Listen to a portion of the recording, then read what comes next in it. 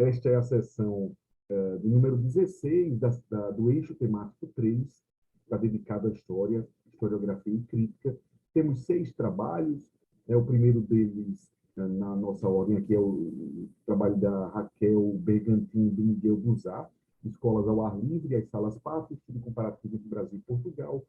O segundo trabalho é da Samira Chaim, uma resposta brasileira, circulação de ideias na construção do espaço escolar como uma especialidade disciplinar. O terceiro trabalho é da Linizinho, da Carolina Selaski, da Bauhaus, a Era da Informação, uma perspectiva histórica dos ateliês colaborativos. O quarto trabalho da Gégela de Lima e Eneida de Almeida, reflexões sobre o ensino de arte no Brasil e caminho para o desenvolvimento de leitores visuais na contemporaneidade. O quinto trabalho do Wesley Marquette e Leandro Manet, a Cidade Universitária do Brasil, 3 projetos em perspectiva. E, por fim, o sexto trabalho da manhã, da Amanda Monteiro, 60 anos da FAUNB, 3 experiências da década de 60 que poderiam ser revisitadas. Então, vamos nessa sequência. Miguel, fique super à vontade e começamos com tudo. Bom dia a todos, bom dia a todas. Meu nome é George Tantas e eu vou coordenar aqui nossa sessão, ajudar a construir a conversa. Bom dia. Estão vendo minha tela? Sim? Obrigado. Bom, eu vou apresentar o trabalho. Escola do Ar Livre, as Salas Pátio, Estudo Comparativo entre Brasil e Portugal.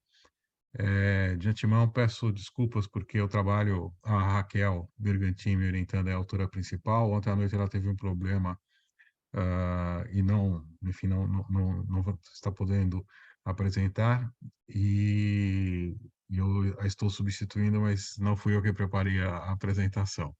Então, só para explicar um pouco a origem desse trabalho.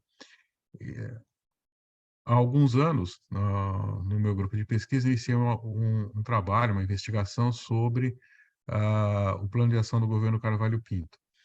O plano de ação do governo Carvalho Pinto foi um plano político, né, de obras, de serviços, obras de governo entre 1959 e 1963. O que tem de excepcional nesse plano é que até 1959, por estranho que possa parecer, a produção oficial do Estado de São Paulo, em termos arquitetônicos, não era moderna, com raras exceções. Então, até 1959, o Departamento de Obras Públicas produzia edifícios ecléticos, neocoloniais, alguns neoclássicos, e, com raras exceções, edificações modernas, sempre algo excepcional. Um deles, o Jorge conhece, é o E1, em São Carlos. Mas era uma obra muito excepcional. Isso tem várias questões, né? Um certo conservadorismo da própria elite paulista, que se expressava em termos arquitetônicos.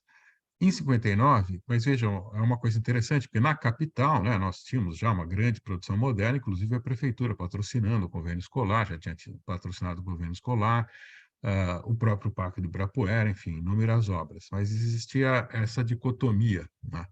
E se pensarmos em termos de 59, já tínhamos as obras em Brasília. Então, era uma situação muito, muito particular, né? Com o governo Carvalho Pinto, que naquele momento era um governo renovador, né? Ele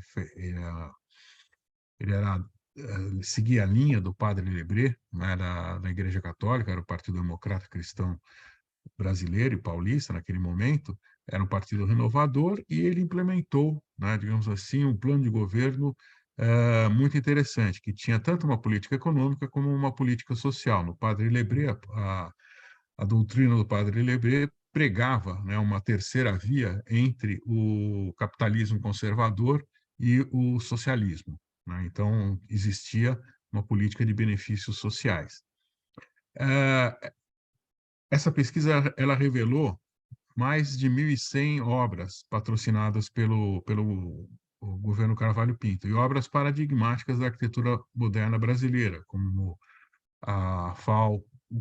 o edifício da FAO em São Paulo, o edifício, o CRUSP, a reitoria da USP, várias escolas, né, como a Escola de Guarulhos, Itanhaém, do Artigas, de Santo André, escolas de São Bernardo, São José dos Campos, Campinas, do Paulo Mendes da Rocha, Hospital do Servidor Público, enfim, um número muito grande de obras e, ao mesmo tempo, uma variedade arquitetônica muito interessante, né? E uma das investigações, a Raquel, ela teve acesso a uma obra em São Carlos, né? Uma obra do arquiteto Kurt Hollander, muito pouco conhecido, em que tinha uma referência muito forte com as escolas do Neutra, porque elas tinham pátios.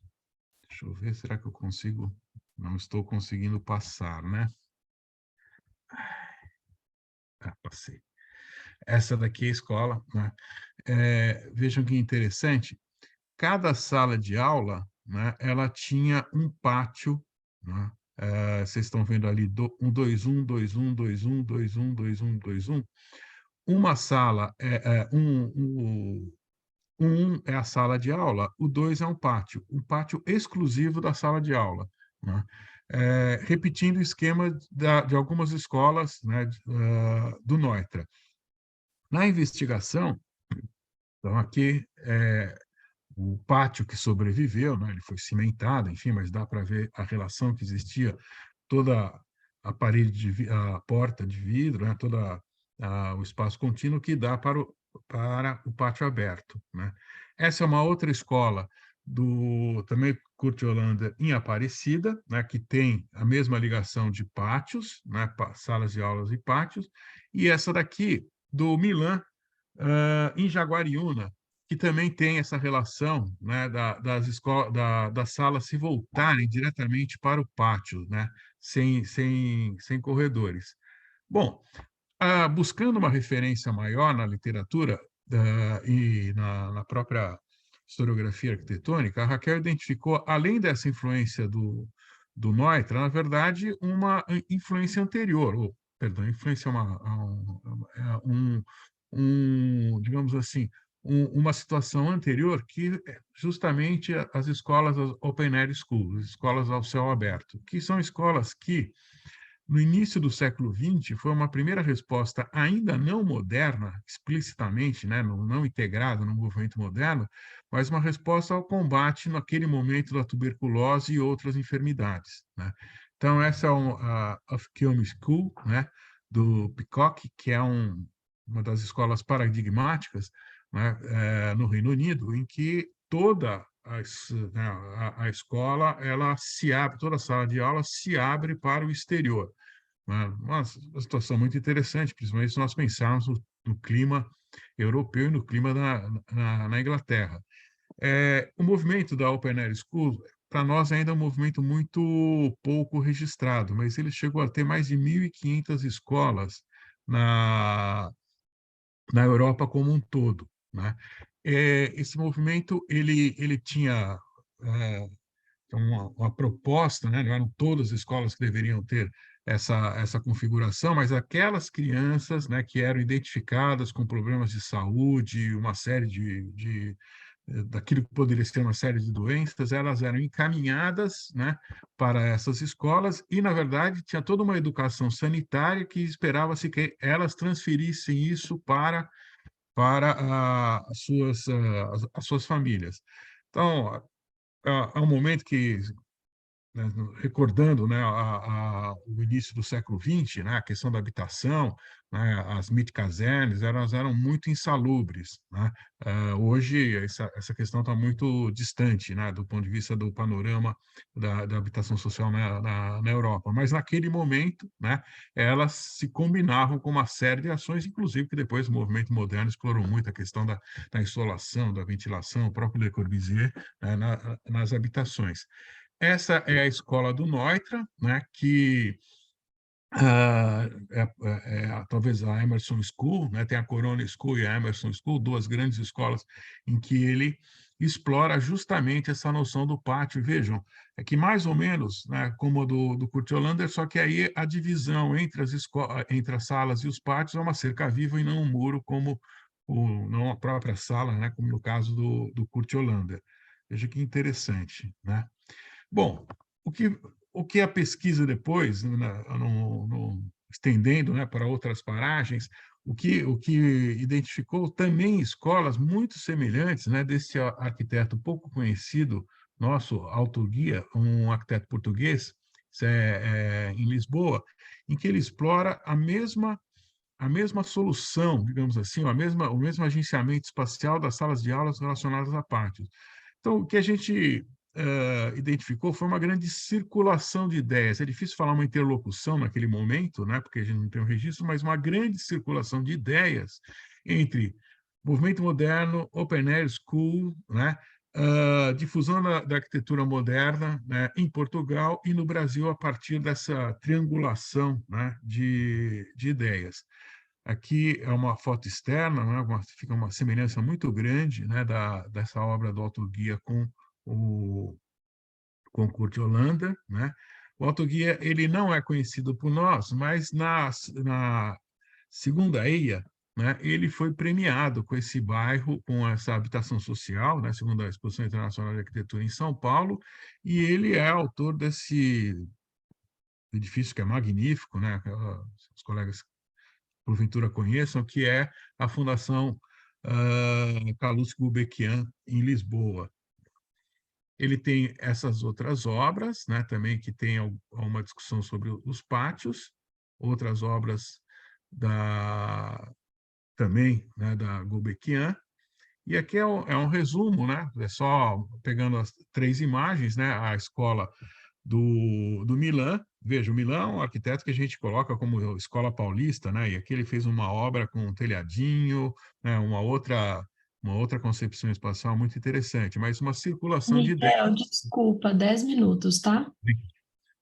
uma clara circulação de ideias, né? Apartendo como matriz, né, a Open Air Schools entre Neutra, o Kurt Hollander e o Milan, e esse arquiteto autoguia.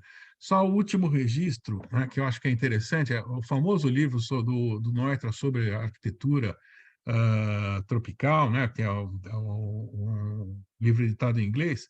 Ele é um livro editado em inglês, mas só foi editado no Brasil, né? Ele não é um livro editado nos Estados Unidos, então é mais um indicador dessa, digamos assim, dessa uma possível interlocução, né, do Neutra com alguns arquitetos brasileiros. Obrigado, era isso. Agora eu tenho que conseguir desligar, né?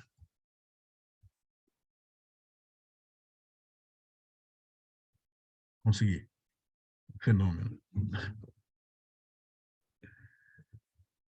Cumpri o João, tempo, certo? você está no mudo.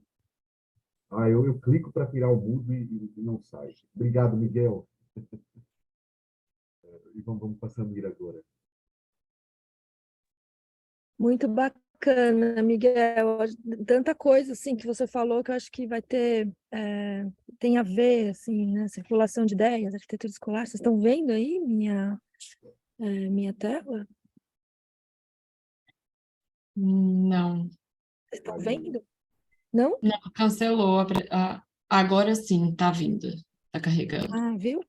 Bom, é, eu vou falar bastante de circulação de ideias, dessa questão de como alguns princípios, né, começam a propiciar o que eu chamo de constituição de uma especialidade disciplinar, né, arquitetura escolar como uma especialidade disciplinar ao longo do século XX. Então, acho que vai ter bastante interlocução com o que o Miguel começou a colocar agora. Bom, eu sou Samira, sou doutora, professora no curso de arquitetura e urbanismo em Sorocaba, e eu fiz um trabalho de pesquisa sobre o plano educacional de Brasília e estudo a obra de Anísio Teixeira, assim, né, dentro do campo da educação. Sou muito afeita aos temas educacionais em geral, então a minha abordagem ela não é necessariamente arquitetônica, né, mas ela está muito focada no campo da historiografia e na interdisciplinaridade, etc. Um dos motes que provocou a escrita desse meu texto foi o centenário do Anísio Teixeira, os 120 anos do Anísio Teixeira, que me convidaram para fazer uma palestra no IEA da USP, pensando um pouco quais seriam, né, as matrizes, né, que inspiraram Anísio Teixeira no programa Escola Parque, Escola Classe. E aí foi muito bom essa oportunidade, porque a gente tem sempre o hábito, né, no debate historiográfico brasileiro, de associar o projeto de escolas, quando pensado de uma perspectiva pedagógica, a Anísio Teixeira e John Dewey, né? Sempre essa relação quase binária, escola clássica, escola parque, é quase um automático, né? Senso comum, assim. E foi uma oportunidade de, talvez, trazer alguns outros elementos para desfazer, né, essa relação tão binária. Um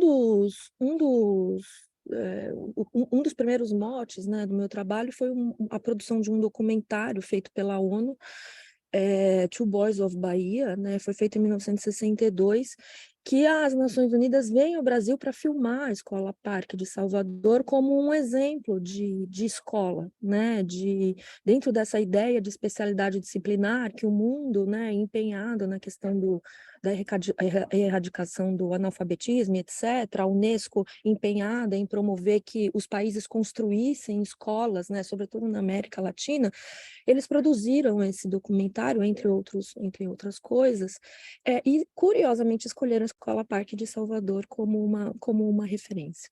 E por quê, né? Por que a Escola Parque de Salvador é uma referência? E acho que o que o professor Miguel traz é importante. Existiam as Open Airs, né, o NOITRA nos Estados Unidos, na Europa, existia todo um movimento. Alfred Roth já tinha escrito um livro em 1950 falando sobre a importância da arquitetura moderna para o desenvolvimento da arquitetura escolar e etc., mas eles vêm para o Brasil, um país em que a produção escolar era precária, filmar a Escola Parque. Porque o Anísio Teixeira é muito bom, e porque esse é o primeiro argumento, né? E porque ele tinha uma relação com o Dio, e etc. E, na verdade, não, né? Na verdade, o Anísio Teixeira, ele participava de um movimento muito maior, um movimento internacional de circulação de ideias e constituição da arquitetura escolar como uma especialidade disciplinar, né? A escola precisava deixar de ser instalada em qualquer casa, em qualquer edificação, ou numa edificação dessas republicanas, para satisfazer as necessidades de conforto térmico, de ergonomia e inclusive as necessidades pedagógicas, né? Porque a pedagogia moderna demandava um ambiente novo, um ambiente diferente da sala de aula tradicional. E como que eu vou metodologicamente apresentar esse argumento? Por meio de uma montagem, né, de alguns fragmentos que trazem para a gente esse panorama, tanto do trânsito internacional de Anísio Teixeira, né, para além de Dewey, né, para além de Colômbia, outros universos que estavam em constituição, mas também uma circulação do Anísio dentro do grupo de uma elite intelectual modernista brasileira, né? Eu acho que isso também não pode ficar para trás. O Anísio Teixeira não produziu a Escola Parque sozinho, né? Ele como um bom radicado no Rio de Janeiro, tinha lá suas relações de sociabilidade e circulava entre os arquitetos, né? Então, as ideias modernistas, em grande medida, contaminam o Anísio Teixeira também por meio dos arquitetos brasileiros. Não é só uma coisa que vem de fora, né? Existe uma Constituição Nacional aí que não pode ser desprezada de maneira alguma. Bom, enfim, aí eu acho que eu trouxe aqui a frase dele, né, que ele fala que a escola, quatro escolas classes para uma escola parque, etc., que eu acho que é aquela coisa que todo mundo já sabe, e aqui alguns exemplos, né, Salvador, como é que isso se organiza no território de Salvador. Isso aqui é o território de Salvador, e essa imagem é muito importante, né, porque para além do plano e dessa lógica de organização escolar, existe uma observação cuidadosa do que é o território e onde a escola vai ser colocada. Muito diferente dos céus, por exemplo, em São Paulo, né, em que a gente tem uma lógica de equipamento que vai se implantando nas periferias a despeito das suas relações locais, né? Lógico que tem estudos de implantação, mas como grande equipamento, o céu é um grande equipamento que vai sendo carimbado na periferia. A ideia, o princípio da escola parque, escola classe não, era que fosse uma escola comunitária, sobretudo as escolas classe, e que fossem constituídas junto com o tecido social, numa escala pequena, escolas pequenas dentro do tecido da cidade e que pudessem ser organizadas pela própria comunidade.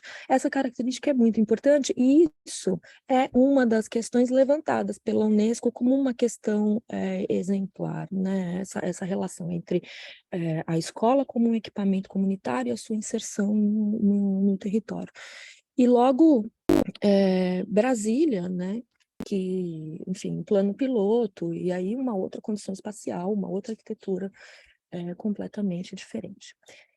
Falando um pouco do trânsito internacional, acho que é importante situar o quê? Que na década de 50, a UiA foi convocada pela Unesco para fazer um grande relatório sobre a situação das escolas no mundo, né? A Comissão de Construções Escolares da UiA ela é constituída no início da década de 50, e dos primeiros trabalhos nasce esse L'École, c'est problème, que é um relatório, né, feito pela Comissão de Construções Escolares para a Unesco sobre a condição das escolas de 16 países do hemisfério norte.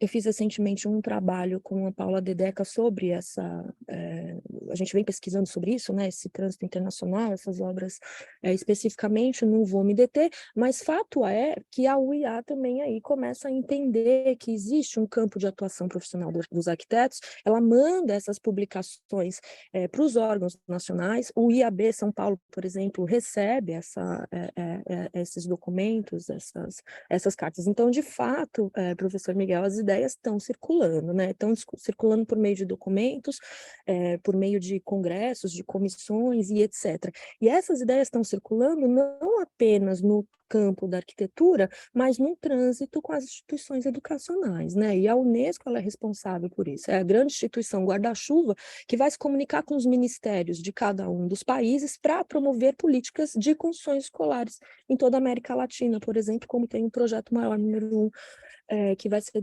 desenvolvido a partir da década de 60.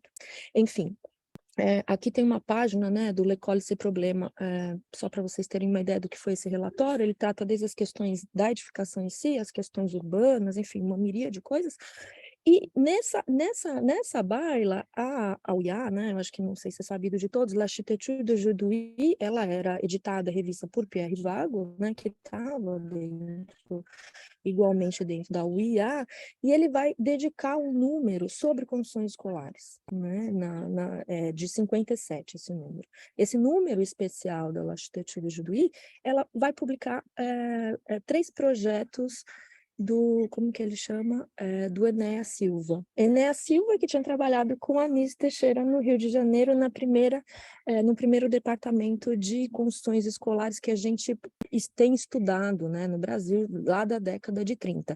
Enéas Silva, muito próximo ao Oscar Niemeyer, e que dentro da escola carioca vai desenvolver uma linguagem. Então, percebe aquilo que eu falava, né? Anísio Teixeira está dentro de um grupo de intelectuais no Brasil que se comunica com essas instituições internacionais, né? São ideias que vão e que vêm, que vão se constituindo como um tecido.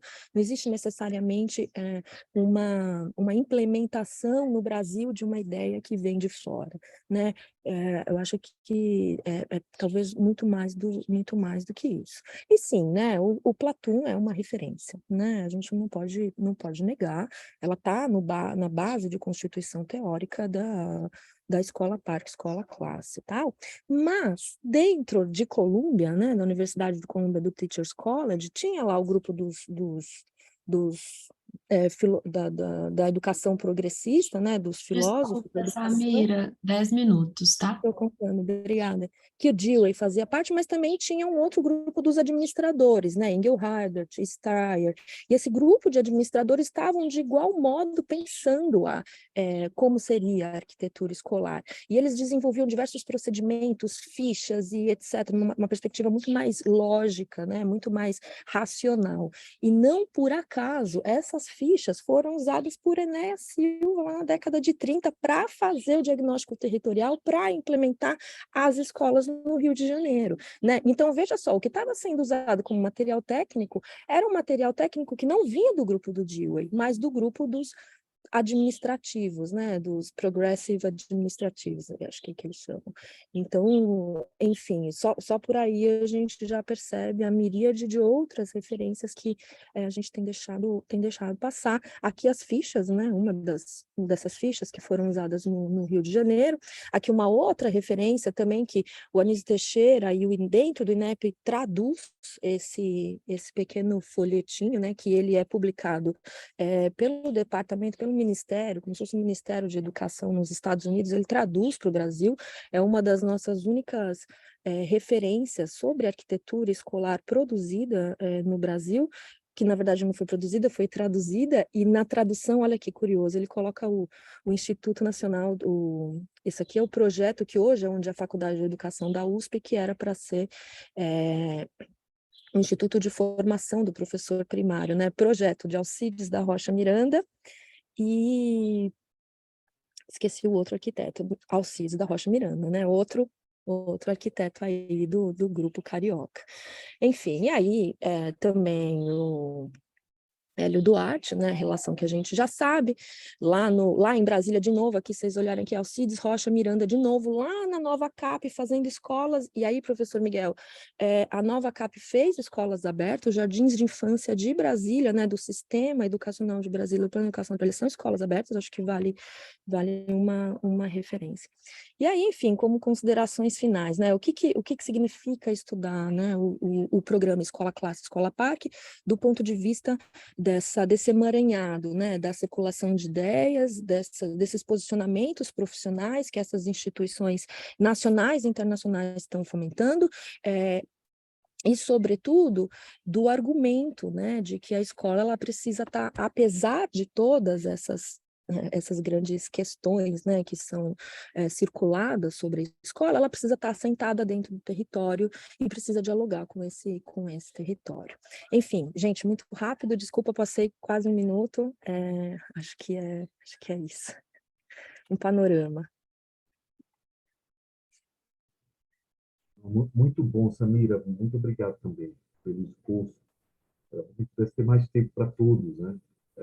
Bem, vamos na sequência agora com o trabalho da Aline e da Carolina.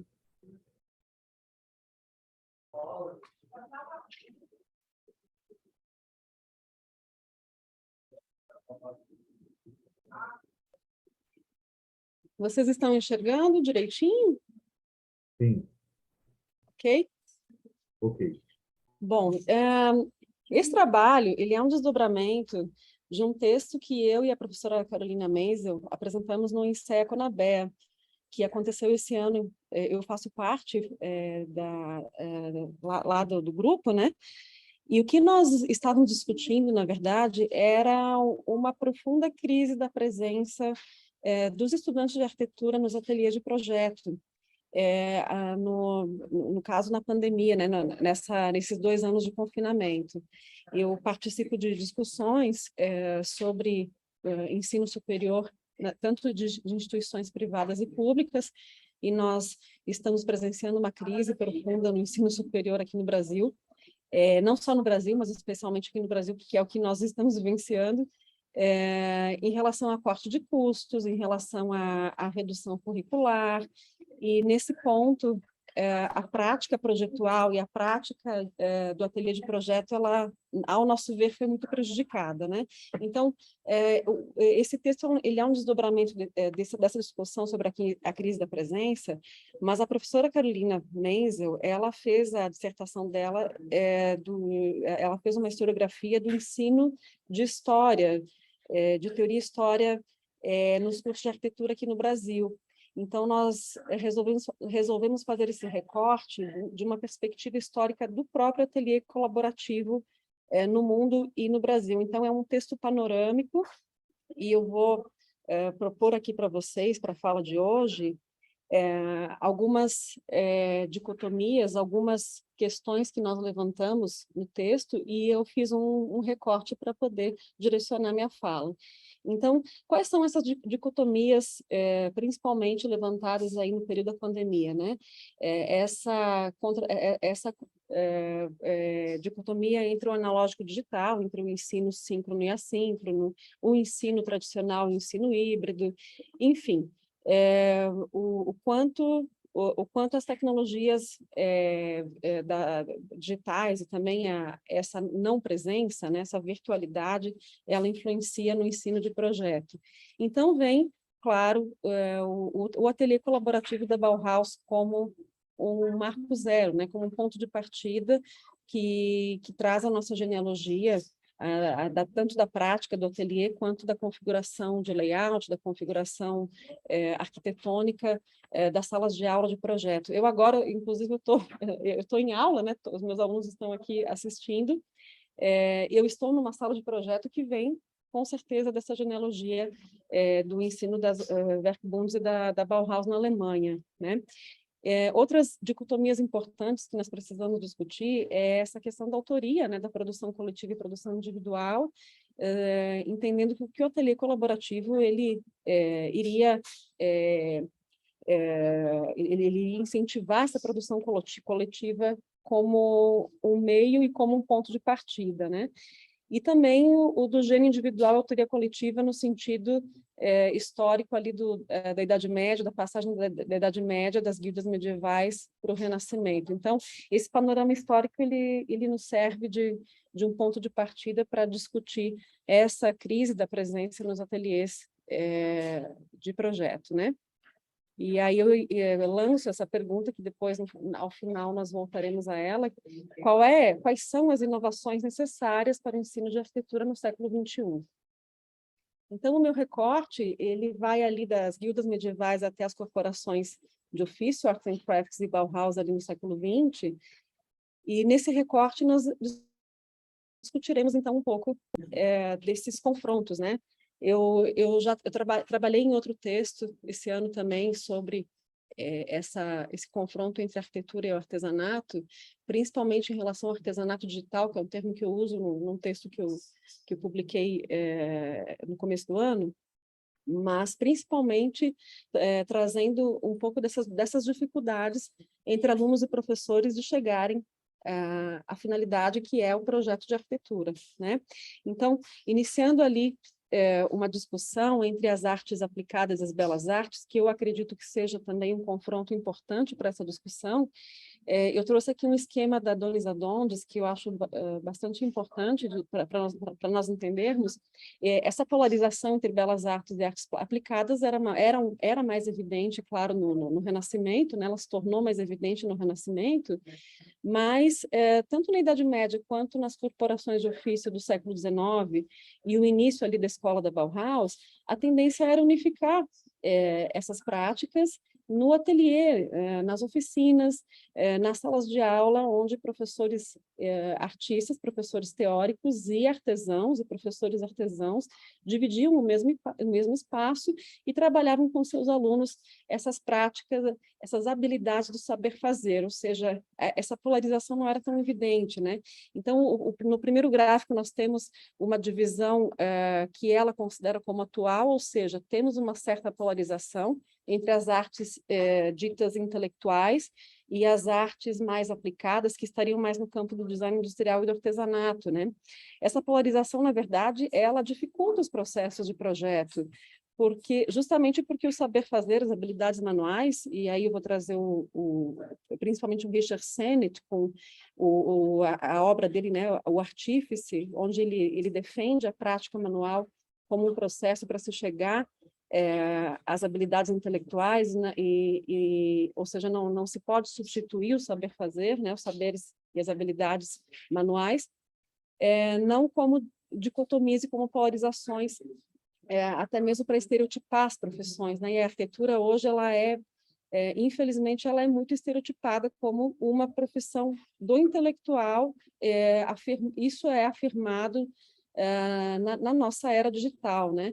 Onde os alunos ficam muito no campo da representação. Estou falando aqui na maioria das escolas, tá? No Brasil, e não nas melhores escolas. Eu estou fazendo uma média aqui. Então, existe esse afastamento das práticas do ateliê, das práticas manuais, um afastamento das oficinas em direção a uma digitalização dos processos de representação que vão um pouco mais para o campo do teórico, né? E não tanto das artes aplicadas.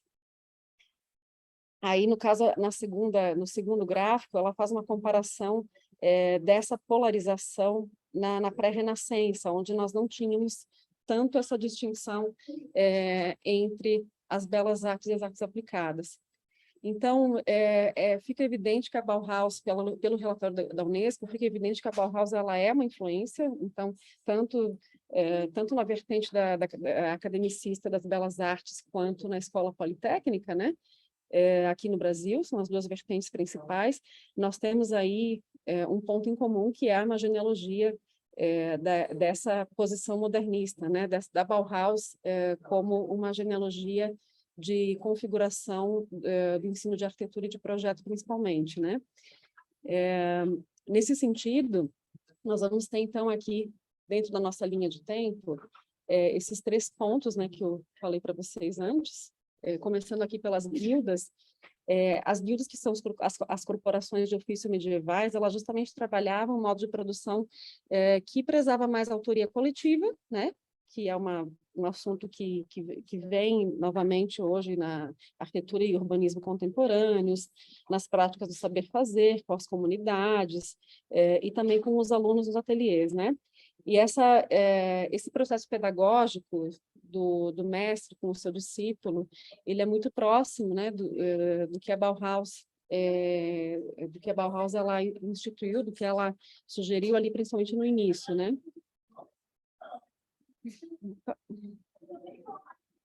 Opa, gente, perdão aqui. Teve um slide que está... Só um minutinho, deixa eu só tirar. Depois, então, nós temos, com o Alberti, nós temos uma... Deixa eu só tirar aqui, perdão, tá, gente? Voltou aqui, pronto. Aí, no Renascimento, claro, nós temos essa ruptura entre a prática e a aprendizagem, principalmente porque a polarização entre belas artes e artes aplicadas, ela se afirma em função da ideia do gênio artista, né, do gênio intelectual, que vai se distanciar do artesão. Isso, para o aprendizado em arquitetura e para a prática projetual, acabou sendo, por um lado, um retrocesso, né? Em função no sentido das práticas de projeto, das práticas em arquitetura, e, por outro lado, uma evolução da própria representação na arquitetura, né? Tanto em relação à perspectiva, ao desenho técnico. Mas a questão aqui é que o Alberti ele vai trazer o conhecimento empírico como uma atividade científica, e assim nós vamos consolidar todo um sistema de representações que até hoje é a nossa base, principalmente do desenho técnico, né? Aline, 10 minutos. Tá bom, obrigada. Dentro dessa formação científica, então, as disciplinas de geometria, anatomia, perspectiva e a parte humanística, elas, então, vão se consolidar ali num polo mais próximo da dimensão das belas artes dentro do campo da arquitetura. Então, após o Renascimento, o Arts and Crafts vai trazer novamente, na negação dos modos de produção da Revolução Industrial, da exploração do trabalho, principalmente Arts and Crafts na Inglaterra, eles vão trazer, então, um modelo corporativo novamente como uma resposta, uma resistência, né, a todo o capitalismo industrial que está se constituindo. E, nesse sentido, a autoria coletiva e o sistema de discípulo e mestre, ele volta, né? Ele volta como um ponto de discussão curricular. E é claro que a Bauhaus ela vai se alimentar disso, ela vai, os próprios professores eles entram em contato, né, com o movimento de Arts and Crafts, e a Bauhaus ela então nasce dessa unificação das artes, das belas artes com as artes aplicadas. Isso vai se desdobrar de uma maneira diferente, já que a Alemanha ela tem essa preocupação de se afirmar no mercado europeu, pelo seu atraso na Revolução Industrial, e ela vai, então, atingir ali uma elevação, né, do valor do design em direção ao próprio capitalismo e uma aproximação do valor do valor da arte intelectual, das belas artes, né? Mas nós temos ainda no currículo, né, nos workshops da Bauhaus, uma espécie de genealogia e de inspiração para nós trabalharmos o ateliê prático. Então, essa capacidade criativa e criadora como um foco, como uma finalidade, o contato com os materiais, a experimentação desses materiais e, principalmente, o contato com esses meios de produção nas oficinas vai trazer de volta essa ideia da corporação de ofício e dessa autoria mais difusa, essa autoria que a gente poderia chamar de mais coletiva, não tão voltada para essa formação do gênio artista, e sim de uma produção cuja finalidade é a própria criação, né? Então, nós vamos ter ali os ateliês abertos, não denotando mais aquela hierarquia das escolas ali do final do século XIX, dos internatos, das escolas principalmente de natureza mais teórica, né, das aulas de natureza mais teórica. Então, vamos ter uma espécie de convivência coletiva entre alunos, professores artistas e professores artesãos. Então, essa estética, essa configuração da sala de aula, das oficinas da Bauhaus acabou, então, influenciando fortemente aí a configuração dos ateliês de projeto nas escolas no mundo e nas escolas brasileiras, né? Então, Gropius vai defender ali o paralelismo desses dois tipos de professores, né?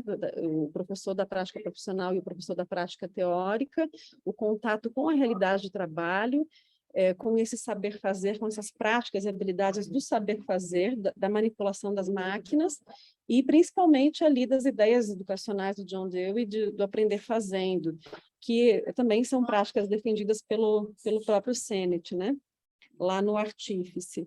Então, já encaminhando aqui uma finalização, desde a Bauhaus, o ateliê ele permite essa convivência em grupo, entre alunos e professores, em torno de objetivos comuns, que é a criação, que é a criatividade em si, no ateliê de projeto.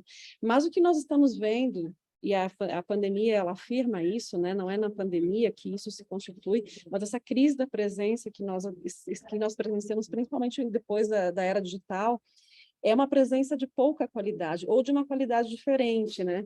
E entendendo que a Bauhaus, ela traz uma reformulação de currículo, uma formação de práticas, tanto nas práticas em sala de aula, nas práticas curriculares, quanto as práticas nos modos de produção, nós podemos entender que essa crise que nós estamos vivendo, ela pode nos levar também a uma reformulação do que é essa presença e essa virtualidade que nós estamos vivendo, no sentido de se fazer projeto, como é que nós trabalhamos essas habilidades tão importantes que não são substituíveis pelos recursos digitais, as habilidades manuais, as habilidades criativas, e como nós trabalhamos essa discussão frente a essa crise econômica no ensino superior que nós estamos vivendo, porque a crise econômica ela vai direcionar sempre uma redução de custos. Essa redução de custos, em geral, ela vai se desdobrar em redução de salário dos professores, né, no caso da iniciativa privada, principalmente, e na redução curricular, na redução de horas de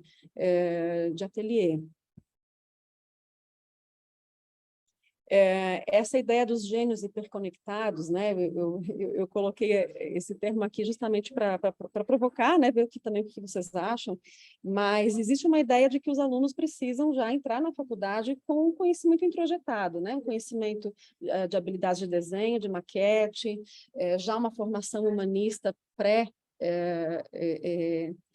pré-instituída, e isso não é verdade, né? Todos nós sabemos, inclusive na universidade pública, eu sou professora também da UNB, aqui em Brasília, né? E nós estamos vendo os nossos alunos com muitas dificuldades, com uma lacuna na formação, tanto na formação humanista quanto na formação técnica. E como nós trabalhamos isso dentro desse novo mundo, dentro dessa nossa nova, dentro desse nosso novo panorama, onde o mundo digital ele está na sala de aula também, mesmo que nós não instituímos como professor, né?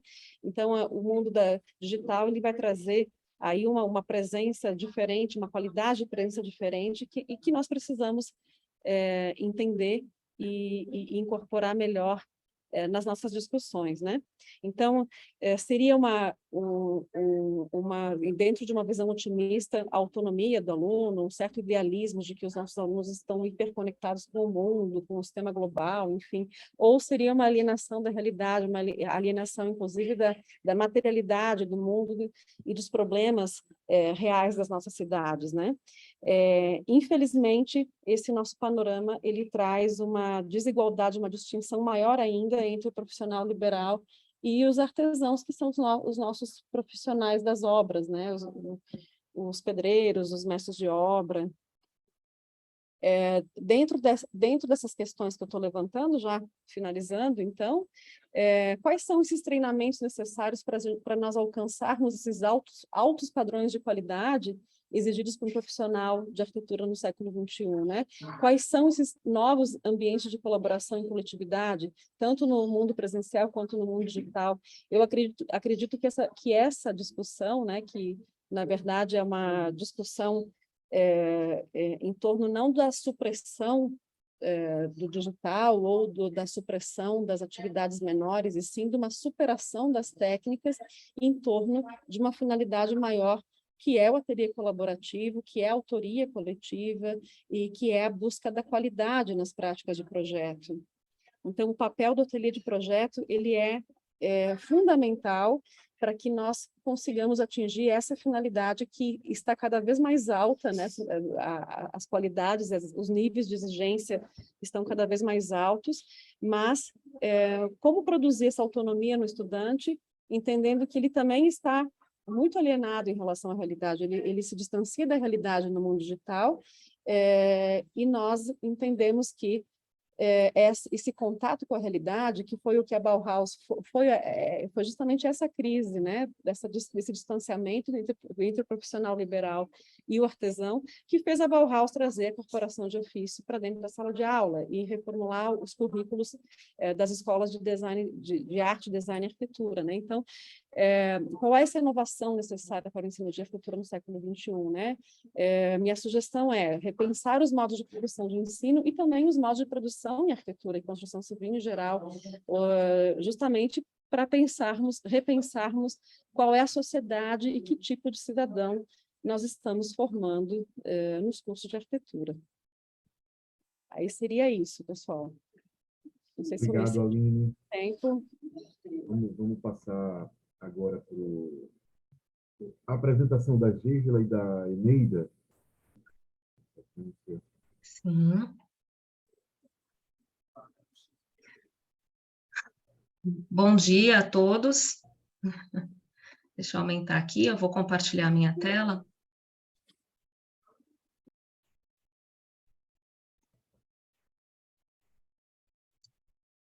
Pronto, vocês enxergam? Não Sim? está a tela cheia ainda, Gêgela. Pronto? Ok. Bom. Bom, meu nome é Gêgela Penarotti, eu sou aluna do programa de doutorado em Arquitetura e Urbanismo da Universidade de São Judas Tadeu. Esse trabalho que eu vou apresentar aqui, ele é um desdobramento da minha tese de doutorado, onde eu pesquiso a questão da alfabetização estética em espaços museais e a relação entre leitura e interpretação de obras de arte com processos de mediação cultural. E esse trabalho que eu vou apresentar aqui é uma parte dessa pesquisa. E eu quero pontuar também que a minha orientadora é a professora Eneida de Almeida, e esse trabalho foi desenvolvido, né, em parceria. A professora Eneida tem participado aqui das mesas do Enamparc, enfim. E eu vou começar. Deixa eu voltar aqui. Então, o título do... Eu quero pedir licença para vocês, não quero passar do horário, mas eu gostaria de fazer uma leitura, porque meu trabalho ele é bastante teórico e eu não queria perder os principais pontos, então eu vou fazer uma leitura aqui e tentar me ater ao tempo aqui. Então, vamos lá. O título do trabalho é esse, Reflexões sobre o ensino de arte no Brasil e caminhos para o desenvolvimento de leitores visuais na contemporaneidade. E o nosso objetivo tem sido esse, refletir sobre as intersecções e interdisciplinaridades entre os campos da arte e da educação no contexto contemporâneo da cultura visual e possíveis desdobramentos em processos de educação não formal, como leitura e interpretação de obras de arte em espaços museais. E aí, a gente tem buscado algumas perguntas, né? E assim, uma pergunta principal desse trabalho é isso, como aprendemos a ler obras de arte, né? O ensino de arte no Brasil, ele representa algo supérfluo? Existe uma relevância social em ser capaz de ler e interpretar imagens artísticas de forma mais consciente e crítica? Se pensarmos mais criteriosamente na condição de como a arte é vista e tratada em relação às outras disciplinas no ambiente de educação formal, pode parecer questionável a necessidade de abordar esse tema, mas quando refletimos mais profundamente a respeito da quantidade de imagens que recebemos diariamente, assim como a condição indissociável estabelecida pelo homem com a expressão artística, isso desde o início da civilização, nós percebemos o quanto a arte sempre representou e continua fazendo parte da nossa vida em sociedade. Por isso, contribuir para ampliar e difundir cada vez mais possibilidades de aproximação do relacionamento das pessoas com obras de arte representa uma demanda bastante significativa, especialmente no mundo contemporâneo, com as suas múltiplas e simultâneas crises nas mais diferentes áreas e ainda de maneira mais contundente no campo da arte e da educação. Para refletir sobre a arte e educação e as complexas relações existentes no Brasil dentro da cultura visual contemporânea, nós buscamos nos referenciar na pesquisadora Ana May Barbosa, que é a grande referência no campo da história do ensino de arte no nosso país. E dentro dos trabalhos da autora, né, o principal destaque, a proposta triangular, uma metodologia apresentada enquanto ela esteve na direção do Museu de Arte Contemporânea, é composta por 3 aspectos fundamentais, que é o ler, o fazer e o contextualizar. Inicialmente, o aspecto da leitura foi apresentado como uma apreciação. Posteriormente, foi adequado para o termo ler, pois, de acordo com a autora, apreciar subentende um adjetivo, o que traria margens para uma possível indução na análise, que deve ser livre de prévias interpretações. E um dos objetivos centrais da proposta é relacionar a história da arte, a leitura e o fazer artístico, contrapondo-os às tradicionais concepções lineares da história, que concentram o interesse mais na evolução das formas artísticas no decorrer do tempo, e dessa forma é possível abrir mais espaço para realizar mais contextualizações políticas, econômicas e sociais. A partir da divulgação e da implantação da proposta triangular, é possível notar o ganho na forma como a disciplina do ensino de arte passa a ser vista no Brasil, especialmente nas escolas de educação infantil, ao unir os conceitos de valorização não somente da leitura das obras, mas também a análise de diversas imagens provenientes dos mais diferentes meios de comunicação, assim como a importância do contato do aluno e do professor com as obras originais por meio de incentivo às visitas a espaços museais, a proposta possibilitou o surgimento de diversas iniciativas e rompeu com paradigmas educacionais da época, representando uma alternativa mais acessível às outras parcelas da população. E em relação ao processo de ensino-aprendizagem, esse trabalho, esse artigo também traz as reflexões de outro grande pensador do campo da educação, Paulo Freire. Na obra A Importância do Ato de Ler, o educador e filósofo aborda a necessidade de aprendermos a ler o mundo das artes, aprender a ler o mundo antes de aprender a ler as palavras, pois, segundo o autor, a leitura do mundo vem antes, ou deveria vir antes de aprendermos a leitura das palavras, assim como o domínio da linguagem escrita possibilita ao indivíduo uma leitura mais crítica do mundo. O autor menciona a necessidade de enxergarmos a consciência humana como uma construção, capaz de transformar o modo como nos colocamos na sociedade, ou seja, uma mudança de posição que nos faça enxergar como sujeitos protagonistas de mudanças sociais. Concordamos com Freire quando afirma que a prática educativa em si, já é uma forma de arte, e a disciplina artística é essencial à formação humana, pois contempla a necessidade de integrar e expressar emoções. E para isso é necessário conceber o campo do conhecimento estético, no qual a arte tem expressão plena. Portanto, a articulação entre arte e educação contribui para um processo integrativo dos sujeitos, com desejos e necessidades contemplados de forma equilibrada, se opondo à educação que separa a arte, a vida, a razão e sensibilidade. Percebe-se, então, a importância de serem adotadas metodologias que auxiliem na formação e na capacitação artística das pessoas, de modo a construir conhecimentos que aguçem percepções e possibilitem leituras do mundo por meio de novos olhares. Para tanto, é necessário que haja consciência de que a abordagem da leitura das imagens não acontece de forma estanque. Os olhos passeiam pela superfície plana da pintura mediante a interação com o objeto, e o olhar no movimento contínuo sobre a materialidade da pintura estabelece relações entre as figurações, construindo significados e gerando significantes. Assim, o texto visual passa a estabelecer uma conversa com o leitor, tornando cada vez mais claro que o interlocutor acredita na construção dos significados durante o percurso desse relacionamento, de modo a realizar uma transformação no olhar e na forma de enxergar. Tal mudança se caracteriza com a formação de uma competência que acontece por meio de estratégias de manipulação do discurso, capaz de transformar o estado do leitor por diálogos que reafirmem as responsabilidades pedagógicas, permitindo assim a construção de repertórios próprios. No dia a dia da nossa sociedade contemporânea, nós somos constantemente cercados por imagens que consumimos, compartilhamos e muitas vezes produzimos por meio de dispositivos dentro e fora das redes sociais e na internet. Nos tornamos sujeitos protagonistas de práticas visuais quase que o tempo todo. Esse modo como vemos e somos vistos exerce novas formas de controle sobre nossas práticas sociais. Por isso, diante de tamanha exposição e constante, tamanha exposição, é indispensável refletirmos sobre os nossos papéis e responsabilidades, aprender a lidar e a analisar essas imagens de maneira geral. E aí, aqui, para não me delongar muito, eu já gostaria de ir para as considerações finais. Acerca da dimensão estética e do sentido da arte na educação e na formação dos sujeitos, a compreensão freiriana aponta para a arte não apenas como um instrumento, mas como uma atividade fim.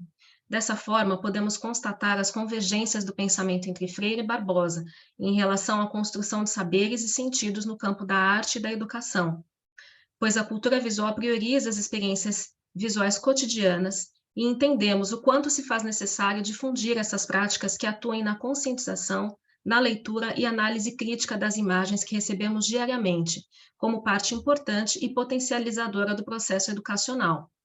Assim, percebemos que os caminhos entre a arte e a educação em espaços museais dialogam com as possibilidades de leitura e interpretação das obras na perspectiva da educação não formal e representam uma oportunidade para a restauração do olhar do sujeito no cotidiano e em face a tantas fontes de alienação e distração.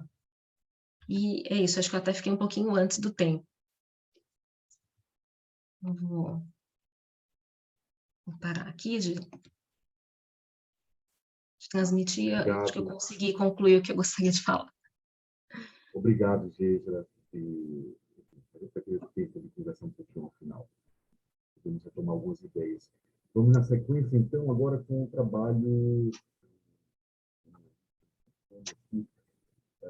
do Wesley e do Leandro, né, do Estado Universitário do Brasil. Bom dia a todos, colegas. O trabalho é de autoria principal do Wesley, né, eu sou orientador, nós somos aqui da Universidade Federal do Rio Grande do Sul, de Porto Alegre, né, do Propar. Eu vou só fazer uma breve introdução, enquanto o Wesley vai preparando e compartilhando o trabalho para ele apresentar. O trabalho, então, né, ele está inserido dentro de um projeto de pesquisa chamado Arquiteturas Escritas, que a gente tem desenvolvido, e que investiga sobre princípios, né, fundamentais da arquitetura e, em termos gerais, né, essa noção de circulação das ideias que a gente já vem discutindo aí, né, nos trabalhos anteriores, né? Principalmente por meio do texto de arquitetura, cartas, comentários, né, memoriais, enfim, né? Nos últimos tempos, a gente tem se dedicado a uma relação, né, a respeito dessas transferências entre o Lúcio Costa e o Le Corbusier, né? E aí os casos, né, de trabalhos colaborativos entre eles têm sido especialmente interessantes, né? Obviamente o Ministério, que já foi bastante investigado, mas a gente já estudou também a Maison du Brésil, que é uma colaboração bastante importante. E aí também, agora, né, com o trabalho do Wesley, estamos nos aproximando do projeto da Cidade Universitária do Brasil, onde comparece, então, uma terceira figura também, né, que é o Marcello Piacentini. O trabalho está ainda, né, também em desenvolvimento, né, mas o Wesley vai trazer esses levantamentos, enfim, que ele já fez, né, sobre o desenvolvimento dos projetos, a sua contribuição também, que é bastante importante, que é o redesenho dos 3 trabalhos, né, o que nos coloca, assim, além de nos aproximar muito mais detalhadamente dos projetos, nos coloca numa base comum para estabelecer comparativos e identificar, né, as suas semelhanças e diferenças, né? E também já algumas desses estudos comparativos que a gente já desenvolveu. Muito obrigado, então, deixo para o Wesley apresentar o trabalho dele. Muito obrigado, senhor. Então, vou continuar com a apresentação. O nosso assunto é as 3 projetos para a cidade universitária, né? Então, os objetivos é justamente apresentar esses 3 assuntos e fazer uma comparação entre eles, né? Só para criar um pouco mais de contexto, então, havia, desde o fim assim, do Império Brasileiro, o interesse de criar um campus, mas nunca teve muita movimentação, muita iniciativa, até mais ou menos a década de 30, em que é chamado Alfred Agache, um urbanista francês, para fazer alguns estudos na região ali do Rio de Janeiro, né, que é a então capital do Brasil, e se estimava então que a melhor área seria a Praia Vermelha, até que foi realizada uma comissão de professores da universidade, que existia então uma universidade, mas não existia um campus, né? E o interesse era justamente criar um campus ideal assim para a região. Então essa comissão de professores começou a ter contato com um arquiteto que interessava a eles, que era o Marcello Piacentini, o arquiteto de Mussolini, e ele sugere que talvez a melhor área fosse a Quinta da Boa Vista, justamente por ter uma maior área, não ter necessidade de aterramento, como seria necessário na Praia Vermelha. Teria menos despejamento, porque ali seria uma região de vila e algumas favelas, e teria mais despejamento na Praia Vermelha, e enfim. Então, começando pelo projeto de Marcello Piacentini, que foi o primeiro arquiteto assim, a pensar um pouco nessa região, só falar que a região daí da Quinta da Boa Vista até hoje tem uma ferrovia, que no caso aqui do Marcello Piacentini seria até ampliada, era um interesse da comissão. E isso então vai ser um elemento que vai ser presente em todos os 3 projetos. Continuando então, aqui um pouco a planta baixa, né, do Piacentini, e a gente pode ver então que o projeto se caracteriza por esses núcleos. Houve todo um estudo de setorização, um interesse de fazer o setor de esportes próximo, não tão centralizado, para que tivesse fácil acesso, ou até o da engenharia, que pudesse receber mais facilmente materiais, enfim, que viria a ser necessário. O núcleo da reitoria, sempre com esse interesse de manter ele centralizado em relação às outras áreas, mas justamente o projeto do Piacentini, ele tem essa intenção de criar eixos que buscam unificar os principais edifícios. Até porque depois, falando dos núcleos, cada núcleo vai ter um edifício principal. Esse é o interesse da arquitetura dele. Mas, enfim, então a gente teria eixos que não são necessariamente ortogonais, eles são bem funcionalistas nesse sentido de simplesmente ligar os principais pontos. Então, o setor de esportes, passando pelo pórtico da reitoria e acabando no edifício da enfermagem, por exemplo. Ou aqui também dos esportes e passando para o setor da medicina, atravessando também aqui o edifício da reitoria. Era o interesse dele, né, de unificar esses principais edifícios. E aqui a gente tem a seguir o projeto do Le Corbusier, que é o único assim que se apropria dos viadutos como como um elemento assim principal de projeto. Deixa eu continuar. E aqui a gente tem assim uma diferença de circulações. Então temos uma circulação ortogonal para os viadutos, que seria essa trama azul, né? E essa trama branca que rasga a praça principal, que seria não tem um edifício da reitoria, mas seria o núcleo principal. A Le Corbusier não planeja isso, um edifício para a reitoria, mas esses caminhos aqui que rasgam o terreno seriam os caminhos para os estudantes, enfim, quem viesse a ir ali.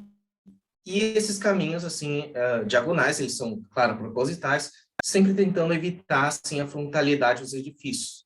Havia um pensamento do Le Corbusier que ele acreditava que a melhor forma de entender os edifícios não seria, assim, pelo menos para esses edifícios en redans, a frontalidade, mas sim uma vista diagonal, enfim, para melhor compreender toda a dimensionalidade, né? Aqui a história dos eixos. Então, não temos um eixo principal. Na verdade, talvez não o eixo que Le Corbusier planejou foi um eixo virtual, na verdade, né, que não é materializado,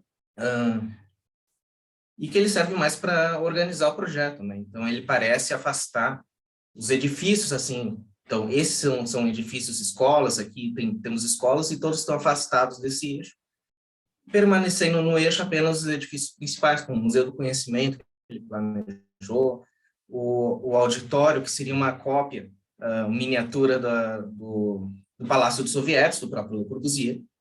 Então, existe esse eixo virtual para ordenar o projeto, e esses dois caminhos, essas duas circulações, tanto de carros tanto de carros quanto de pessoas, seria unificado por essa plataforma de distribuição central, que seria essa aqui. Os carros passariam de volta por baixo e as pessoas poderiam passar de um lado do campus para o outro sem ter que atravessar a ferrovia, né? Então, o projeto de Lúcio Costa é o seguinte, a ser comentado, de novo a história da ferrovia, a imagem, né? Dá para perceber que o Lúcio Costa não gostou muito da ferrovia, e ele estava assim com torceiras de bambu e tal. Mas falando assim da planta baixa, a gente tem claramente já a história do eixo, o que já parece um treinamento assim para quando ele vier a pensar em Brasília, né? Um eixo principal mesmo, daria para até dizer que é um eixo em L, porque aqui tem um pouco do setor de esportes, mas o eixo que mais ordena o projeto é claramente o eixo central, que aqui na frente teria então um espelho da água, aqui então a ferrovia por onde passaria esse eixo, e depois uma parte com vários palmeiras, não sei se dá para ver, não dá, está lá atrás, mas que seria até um lugar mais confortável, assim, diferente do eixo principal de Brasília, que é meio desabitado, como seria o caso aqui da frente, mas lá uma parte assim do campus que é bem interessante, eu acho. Aqui com os comparativos que vão fazer dos edifícios, dos eixos e dos núcleos. A arquitetura assim, do Piacentini, ela tem bastante essa coisa do ritmo, da hierarquia, bem conveniente assim, para o que o Mussolini queria. Então, sempre ressaltando um edifício principal. Talvez depois no slide seguinte vai ser mais claro isso, mas aqui é mais para mostrar um pouco da história do ritmo e a história do eixo, assim, do Piacentini passando sobre a ferrovia. Quanto ao Le Corbusier, essa questão de negar a frontalidade aos edifícios, os edifícios que são regulares, né, de certa forma, são a forma de en redans, e temos também a forma de pente, mas, enfim, todos os caminhos negam a frontalidade a eles, né? Aqui a imagem, assim, do corte que seria realizado, o Museu Nacional, que eu não cheguei a comentar, mas o Museu Nacional, que sempre foi um edifício presente, assim, e o Piacentini até interviu mais no museu e os outros não. E os edifícios, tanto do Le Corbusier quanto dos Costa, essa coisa do edifício em barra, né, o edifício que é elevado sobre o chão, que a comissão não gostava tanto dos pilotis, e toda essa história, eles preferiam uma coisa mais fechada. Por isso também que o Le Corbusier e os Costa não foram aceitos, depois Piacentini também não foi, mas por outras questões. Mas sempre essa história do modernismo contra, de certa forma, um proto-modernismo, que seria essa história do racionalismo italiano, Aqui também o eixo, né, que iria até o hospital, o centro da medicina, né? Aqui a questão do núcleo do Piacentini, temos edifícios que vão para os edifícios principais, no caso esse é o edifício da reitoria, um pouco aqui com as colunas assim clássicas, bem literais, aí depois um fechamento e depois uma tradução dessas colunas, que seria os pilares, né, quadrados, e um pórtico aqui em cima. Todo o ritmo voltado para esse edifício. Aqui no núcleo dá para entender bem também que esse é o edifício principal, que teria também um espelho da água, sempre ressaltando uma hierarquia, um ritmo, uma ordem, coisas meio convenientes, né, a Itália. Mas, enfim, aqui o do Le Corbusier, que não é um núcleo da reitoria, como já foi dito, mas dá para entender um pouco da organização que ele teria, e essa relação com os viadutos é um núcleo, de certa forma, bem esparso, bem espalhado, mas, em seguinte, daí, o Lúcio Costa, como do Le Corbusier, foi recusado. Lúcio Costa faz um projeto mais condensado ainda, que era de interesse da comissão, né? E junta assim, os edifícios nesse eixo, que aqui dá para ver claramente o eixo, que é quase bem parecido assim com o que tem em Washington, né? Com o obelisco ao fundo e o espelho da água, assim, e todos os edifícios sendo ordenados por esse eixo. Aqui é a Praça da Reitoria, que o Lúcio Costa ele aproveita essa história do auditório do Le Corbusier, era um interesse assim, do modernismo na época, essa história do maquinicismo, de aproveitar os edifícios independentemente de razões culturais, enfim. E o Lúcio Costa achou interessante aproveitar esse edifício. Aqui algumas vistas comparativas. 10 minutos, tá? Certo, obrigado. Primeiro do Piacentini, né? Até a ferrovia maior, porque justamente com essa ligação com a comissão que o arquiteto tinha. Então, aqui o núcleo de esportes, enfim, o núcleo da reitoria. Aqui o projeto Le Corbusier, o setor das belas artes, da engenharia, da medicina também, que sempre foi interesse do setor de medicina ficar mais ao norte, né? Aqui seria o norte. A plataforma de distribuição central, que daí acho que dá para ver entender um pouco melhor nessa imagem. E o projeto do Lúcio Costa, né, com a questão do eixo, assim, lembrando bastante o que viria a ser Brasília. E é isso. Muito obrigado. Muito obrigado, Wesley. Muito obrigado, Leandro. Obrigado. Então, para o nosso último trabalho da manhã, da Amanda. Amanda, fica à vontade. Olá, pessoal. Estão me ouvindo bem? Sim. Obrigada. Deixa eu colocar aqui o tempo. Então, esse trabalho, na verdade, eu concluí meu doutorado faz exatamente 1 ano, e ele é fruto dele, mas é um artigo que é diferente na minha trajetória, porque eu sempre trabalhei com teoria e história da arquitetura, então sempre foi análise críticas baseada no que as fontes me davam, né, e na construção da narrativa. E esse foi o meu primeiro trabalho que eu quis ousar um pouquinho e fui propor, né, soluções, né, em relação ao ensino. Então, eu vou exibir aqui para vocês.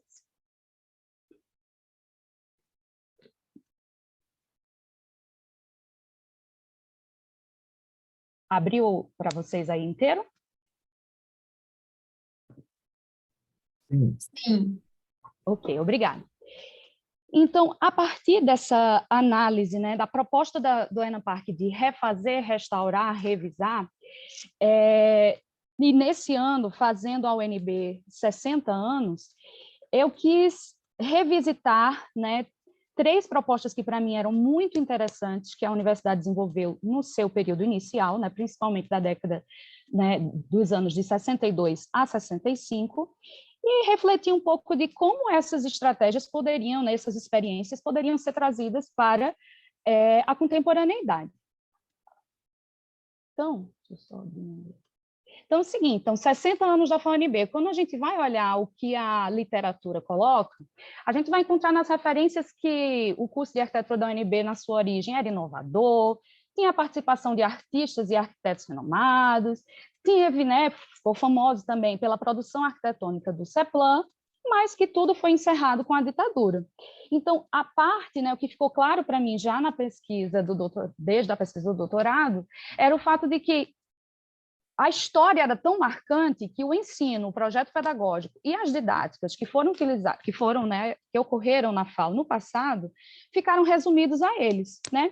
Então, a proposta desse artigo são 3 experiências deste curso universitário de treinamento de arquitetos da UNB e investigam uma possibilidade de adaptação ao cenário contemporâneo. E eu já trago um alerta de cara, que não são soluções, né? Isso aí realmente foi um pensamentos, foram provocações que é para a comunidade acadêmica, né? São temas de rebate e reflexão para a comunidade universitária debater e refletir sobre o que vai fazer nos próximos 60 anos.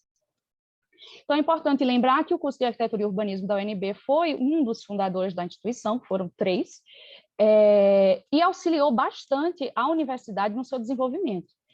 Na oferta de recursos humanos que iriam construir o campus, auxiliou também a universidade a cumprir um dos seus objetivos institucionais, que era proporcionar à capital uma vida intelectual e artística, né, como pensado por Lúcio Costa, né, dito, né, no relatório do Plano Piloto, auxiliar a universidade ficou repetido. Né? Então, de maneira geral, era a formação de arquitetos que construiriam a cidade e o campus e também a vida cultural. Então, dentre as várias inovações que o curso trouxe, eu trouxe 3 pontos, né, dessas inovações para a gente refletir. E por que eu escolhi essas 3? Porque elas são que estão diretamente relacionadas com a estrutura da UNB, das inovações do ensino superior brasileiro que ela permitiu. Então, o primeiro foi o vestibular humanizado. Como assim? O vestibular da UNB ele era dividido em 4 partes.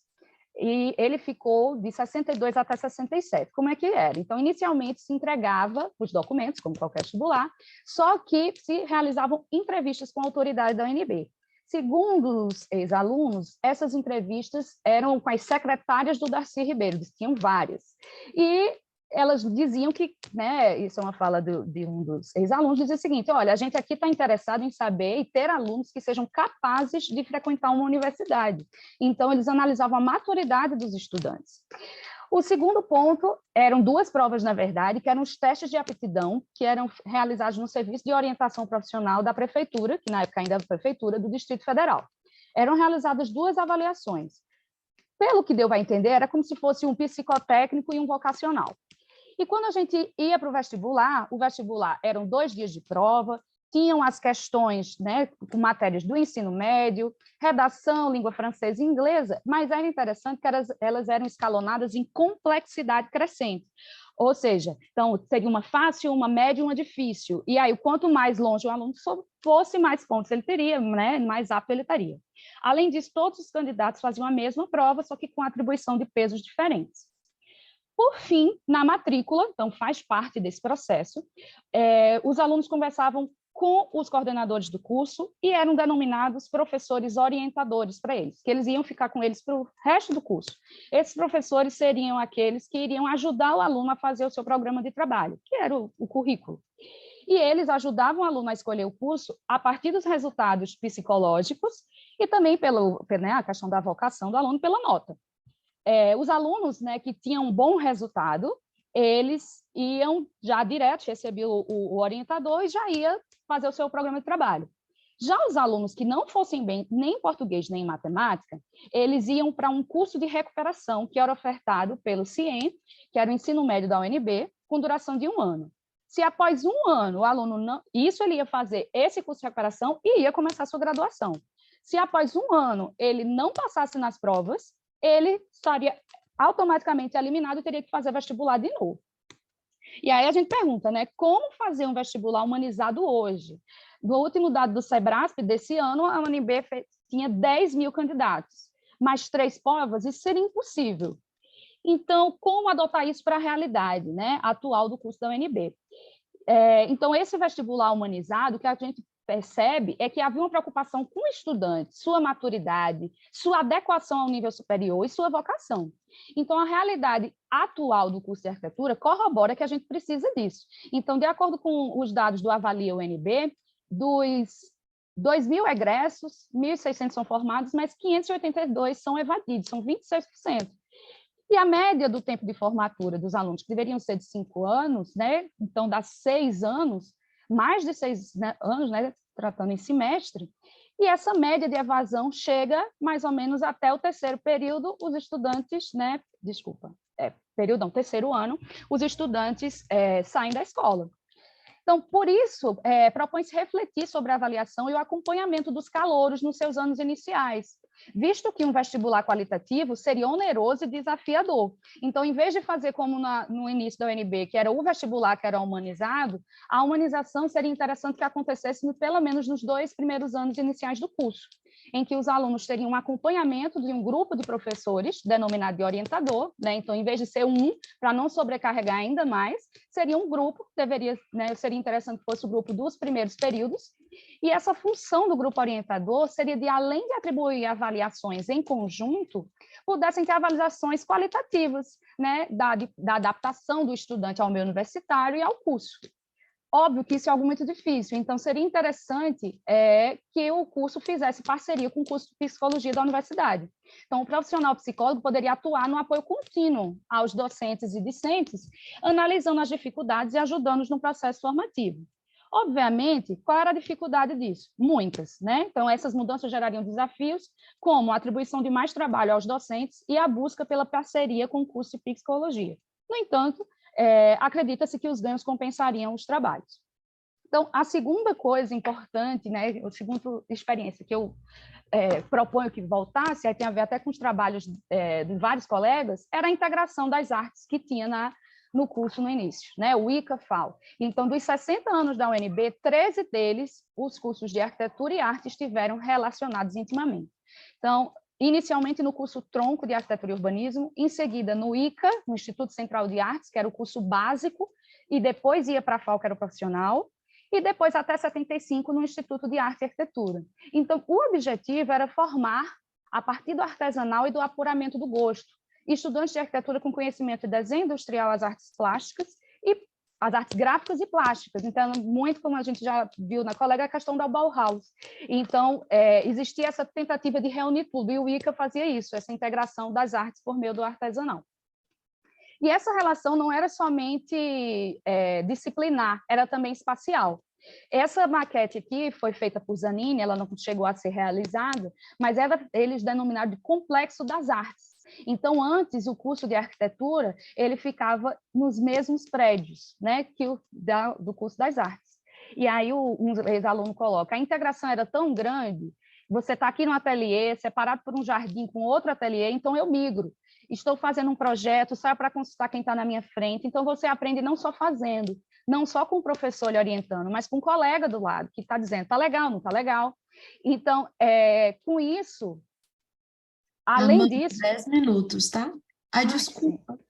Não, faltou 8 minutos. Aqui tem 8 minutos no meu, mas vou lá. Além da colaboração interna por si só, os estudantes do ICA-FAO permitiram uma vida cultural para a cidade. Então, a gente vê aqui exposições de arte conjunta, né, que aconteceram várias vezes na universidade até finalizar. Então, na década de 70, o ICA-FAO vai se tornar o IA, né, Instituto de Arte e Arquitetura, então, ainda nesse processo, mas a partir de 75, 5 anos depois, o curso de arquitetura se separa do curso de artes. Esse motivo da separação foi uma mudança de pensamento quanto à formação do arquiteto, novas demandas formativas do curso de arquitetura, e precisou aumentar cada vez mais as disciplinas, e o básico meio que estava atrapalhando. Além disso, o curso de arquitetura tinha a maioria dos alunos e pouquíssimos de arte. Resultado, houve uma separação didática e espacial total da arquitetura das artes. Então, essa proposta que, tendo em vista as inúmeras possibilidades de interação entre os campos, seria interessante, na contemporaneidade, buscar um diálogo em disciplinas e práticas entre o Instituto de Artes e a FAO, né, que agora são separados, o IDA e a FAO. E a FAO é separada espacialmente porque foi para o ICC. Então, a coisa boa disso né, dessa proposta, uma possibilidade de uma profissionalização mais complexa e diversa, com a cultura e o compromisso social juntos. O difícil realmente seria somente o primeiro contato para a construção de uma relação entre os docentes e ou departamentos. Por fim, a terceira proposta, que agora sim deu 10 para mim. A terceira proposta é o mestrado profissionalizante. Então, no início, a UNB proporcionou, junto com a criação da graduação após, também em 62, que tinha seu objetivo de formar professores universitários de perfil arquiteto, construtor, pesquisador, com ênfase na pré-moldagem. E como era a organização desse curso? Então, a pós-graduação tinha uma relação de docência com a graduação, eles eram estagiários docentes na graduação, e com o CEPLAN, o Centro de Planejamento, eles eram como se fossem estagiários, né, arquitetos colaboradores, né, trabalhavam no projeto. Então, por meio do CEPLAN, o CEPLAN era responsável por elaborar todas as, né, as edificações do conjunto universitário, além de entidades que fizessem convênio, e contribuiu bastante para a universidade, a cidade e a formação de arquitetos.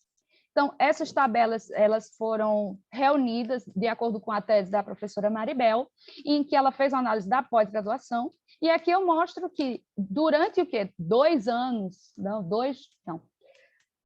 anos do mestrado, o que é que a gente, né, qual foi a produção? Teve produções técnicas arquitetônicas de prédios da universidade, e aqui em cinza, projetos também fora da universidade, que foi uma parceria com o Ministério de Relações Exteriores, e também teve a própria produção acadêmica, né, da pós-graduação, que ora eram projetos de arquitetura, ora eram estudos de Brasília e também estudos teóricos, né?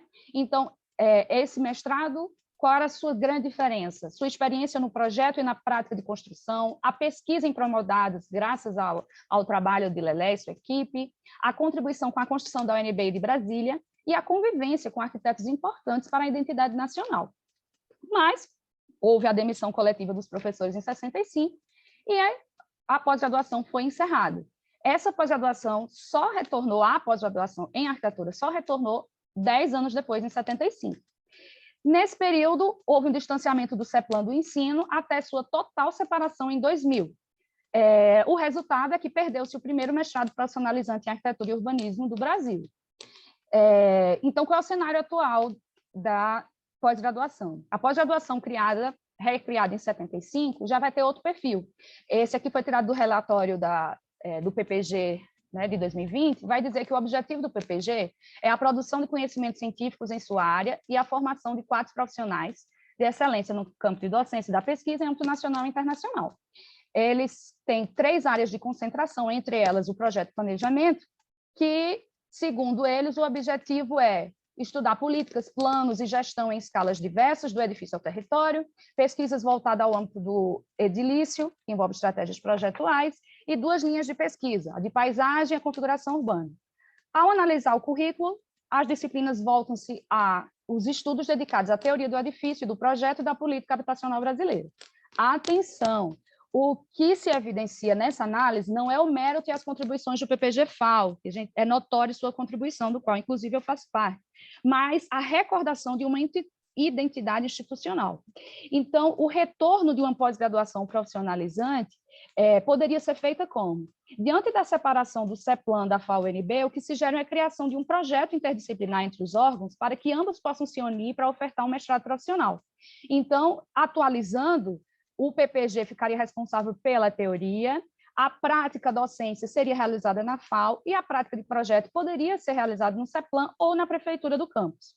O ponto positivo era a contribuição ao campo, ao mercado profissional de Brasília e do país, além do retorno de uma ação importante na identidade institucional. Obviamente que os desafios seriam muitos, como a construção de diálogo de interlocução entre esses grupos de profissionais de ambas as entidades e as condições institucionais para isso. Então, eu concluo lembrando uma frase importante de Chauí, quando ela vai dizer que a universidade tem dupla vocação, a política e a científica, e que no cenário brasileiro a primeira tem mais valor.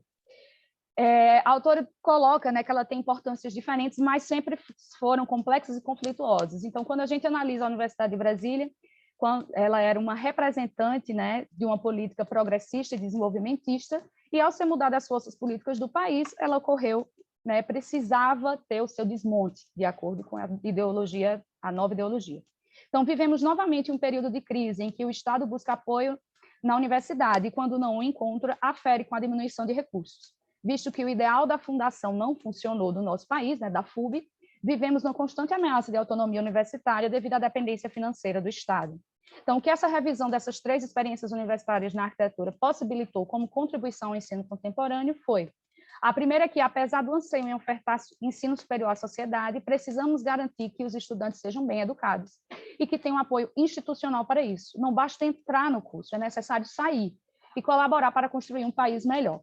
A segunda é que, apesar de vivermos em tempos polarizados, a formação em arquitetura não precisa ser somente artística ou tecnológica ou construtiva. Os cursos de arquitetura podem interagir por disciplinas, projetos de pesquisa e extensão com as artes e a engenharia sem perder sua identidade. Por fim, ainda sobre ofertar a integração, é importante oferecer formação continuada aos arquitetos, onde se possa escolher entre a profissionalização prática e ou discursiva em projeto e planejamento, sem excluir a prática atual da pós-graduação estricto sensu, que muito contribui para a formação profissional e se somariam, né, uma a outra e ajudaria o mercado de trabalho. Obrigada a todos pela atenção. Obrigado, Amanda. Aí que eu estou tentando. Deixa eu perguntar, vocês estão me escutando razoavelmente bem ou está muito baixo? Tá ok, né, Marina? Ok.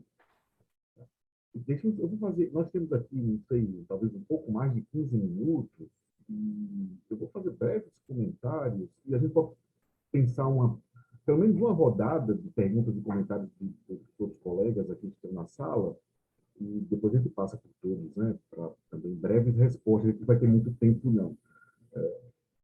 Agradeço a apresentação de todos, né, trabalhos muito, muito bons, que abrem muitas possibilidades. Eu anotei aqui algumas coisas tentando pensar uns fios aí, a costurar os diálogos entre eles. Não estava muito fácil, mas assim, talvez um primeiro tema que aparece de maneira geral em todos, e é um tema muito forte nas discussões da historiografia, que é sobre circulação, obviamente, ideias, né? Já foi tema grande no seminário de história, no próprio INAMPAR. E, de fato, assim, nós temos uma discussão importante aí, porque nós nem sempre temos condições de mapear as interlocuções pessoais, profissionais, institucionais, mas, indubitavelmente, a gente consegue sim mapear ideias, né, modelos, tipos, soluções formais, espaciais, princípios projetuais, princípios pedagógicos em várias escalas.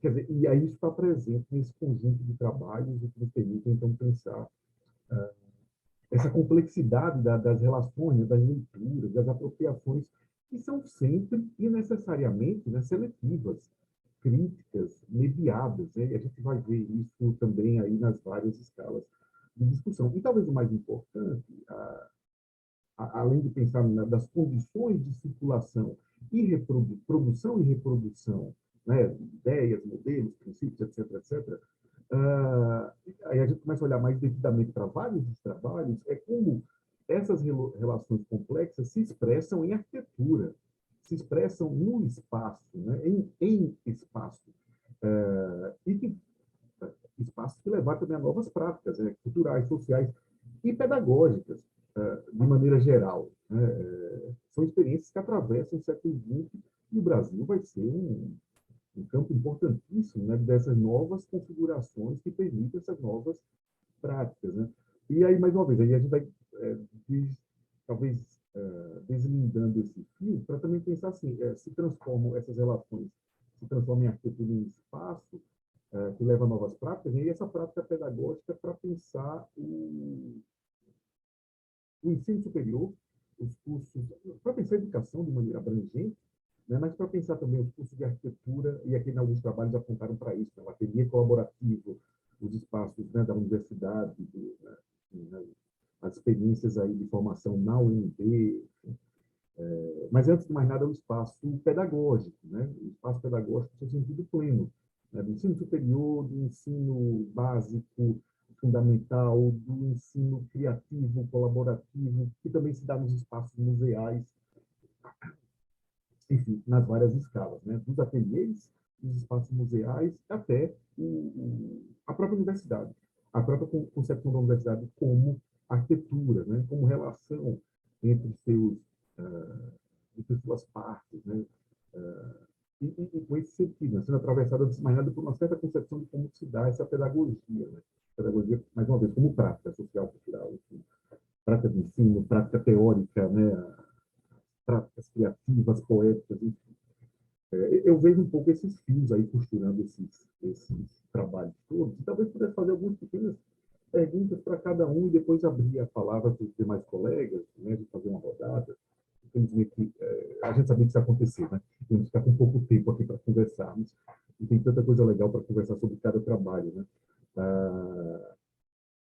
E aí, Miguel, a gente começa a pensar nas várias circulações e os temas, assim, que de fato, não necessariamente são as interlocuções, mas como o tema estava circulando, os projetos que você mostra, né, tem a relação com Neutra, com a ideia das Open Air Schools, e a gente lembra também do projeto do Terrane, por exemplo, e esse tema, né, o do Giuseppe Terrane, aquele projeto que faz nos anos 30 também, lá na Itália, né, de escolas PAP, muito interessante, com soluções formais. Mas, antes de mais nada, talvez uma discussão aí que a gente pudesse retomar da retomada do tipo casa-pátio, e como essa ideia do pátio vai ser importante também numa série de experiências modernistas para vários tipos de edifícios aí no século XX, né? E como isso entra de maneira muito produtiva para pensar várias escolas, né? Configurar um espaço pedagógico, antes de mais nada, né? Essa ideia forte do tipo do pátio como elemento articulador, né? Isso é interessante, é um tema que é importante dentro da discussão das experiências modernistas, né? O trabalho da Samira, que teve que sair, né? Ela deve estar fazendo prova agora, inclusive, e ela levantou uma questão interessante, dentre as várias que ela levantou, que era também pensar essa configuração espacial considerando a relação da escala com o território. Eu acho que ela levanta isso ao final e me pareceu que também abria outras perspectivas, e é uma variável interessante, que, por exemplo, aparece também no trabalho não deixa de aparecer no trabalho do Wesley e do Leandro, né? Eles estão olhando aí para a universidade como um grande, quase com uma mini-cidade, né? Mas que ela também se estabelece nas suas relações com o território.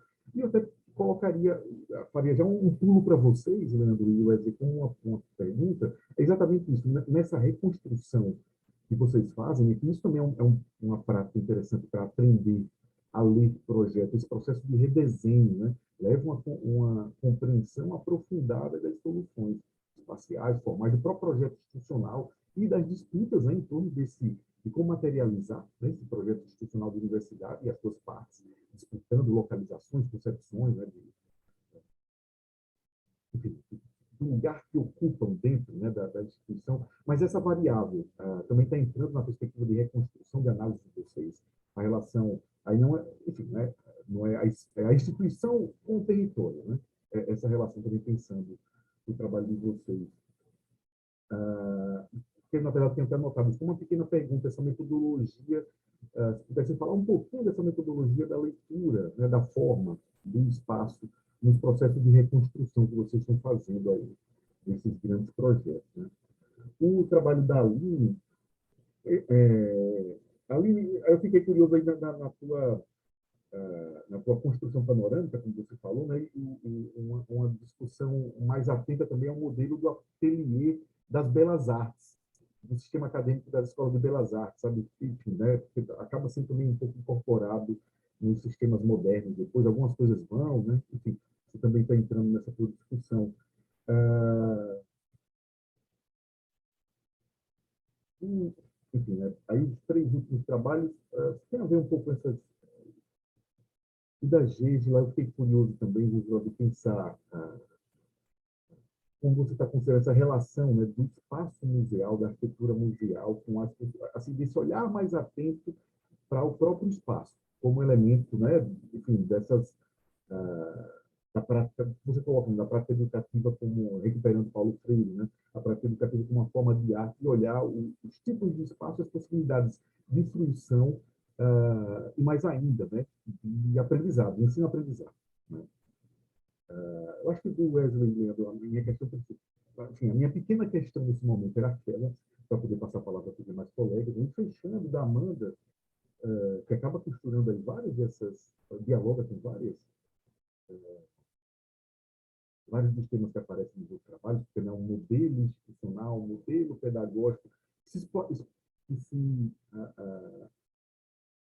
expressava claramente também, né, isso que é mais interessante, né, expressava claramente numa integração que era curricular, institucional, pedagógica e espacial, isso era fundamental. Né? Eu até vi antes da pandemia, eu visitei aquele ateliê com a Maribel, com o Rodrigo Faria, né? É interessante isso, né? Quer dizer, eu estou tentando dar ênfase aqui a essas posturas assim, de uma arquitetura como espaço, né? A forma, ela integra e possibilita essas propostas pedagógicas, né?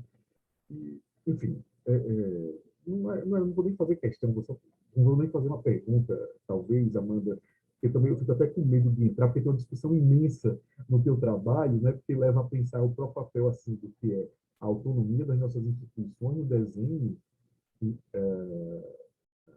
das propostas pedagógicas, desde das propostas institucionais e pedagógicas, desde o ingresso na universidade e como ela atravessa, né, até a formação.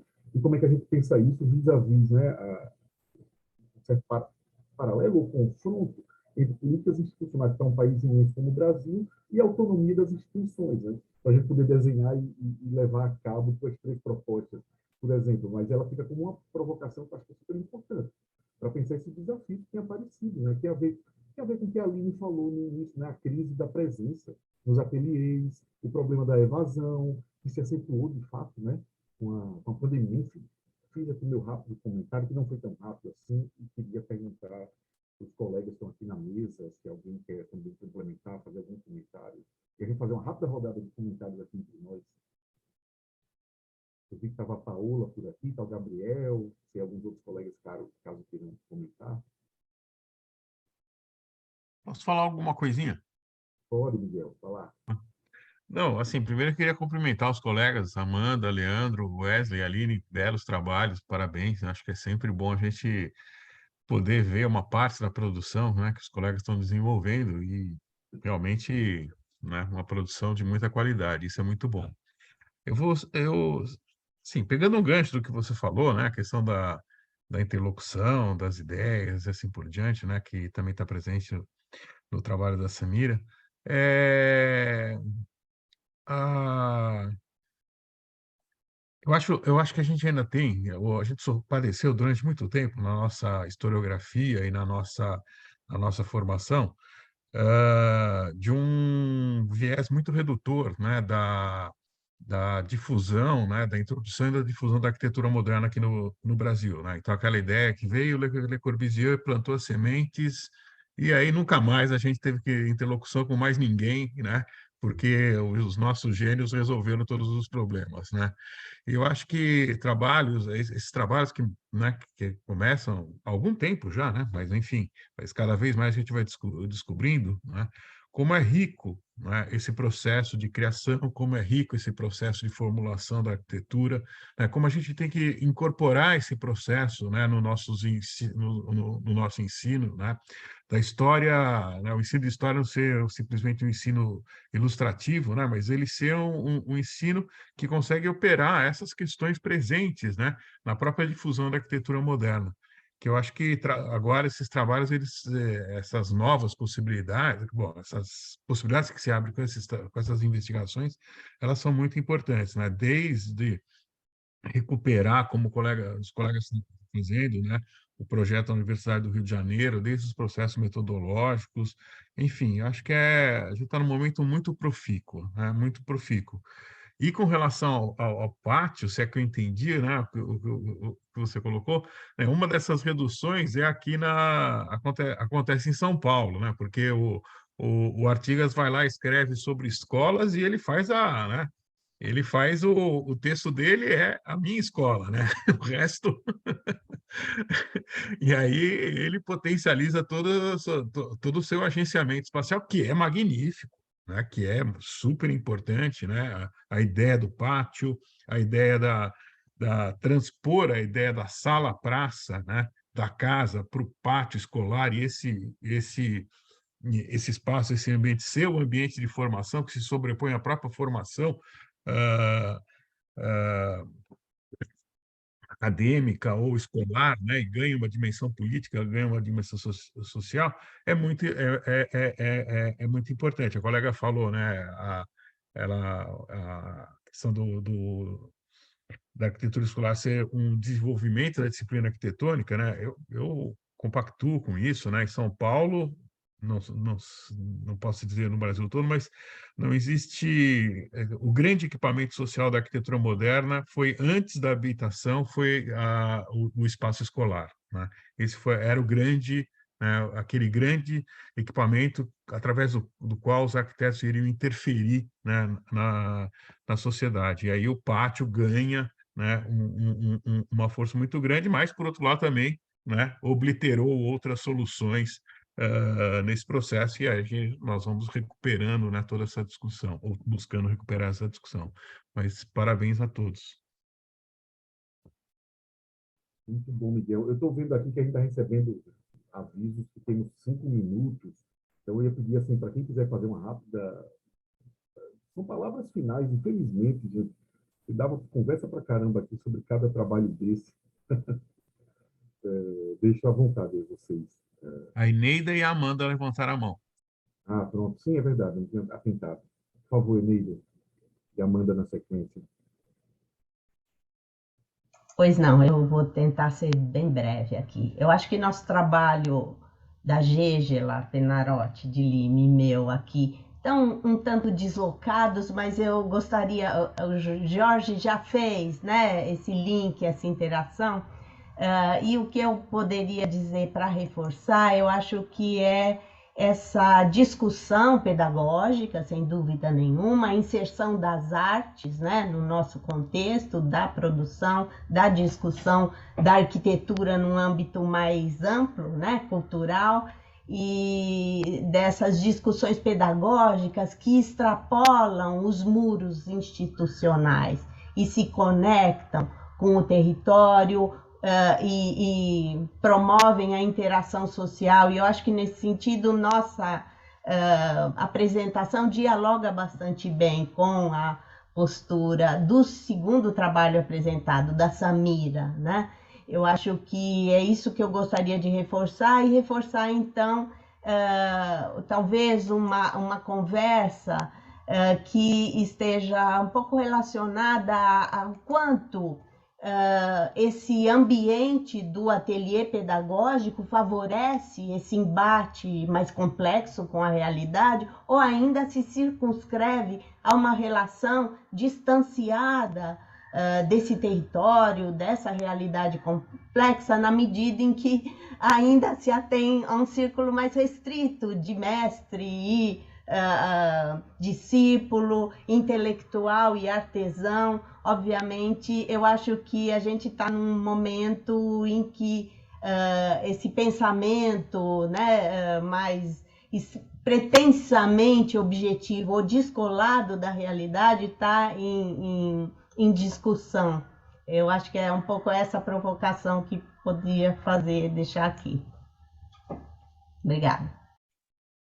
Eu vou aproveitar os 2 minutos que me restam para até mostrar para você, Neida, que para mim tinha todo sentido você aqui, não concordo.